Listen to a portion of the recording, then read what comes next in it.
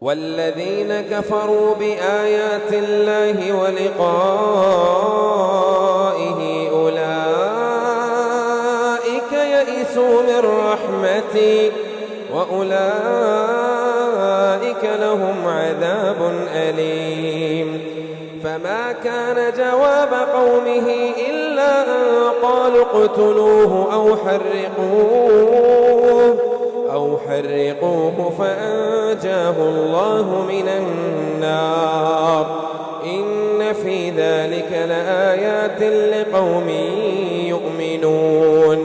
وقال إنما اتخذتم من دون الله أوثانا مودة بينكم في الحياة الدنيا، ثم يوم القيامة يكفر بعضكم ببعض ويلعن بعضكم بعضا ومأواكم النار وما لكم من ناصرين.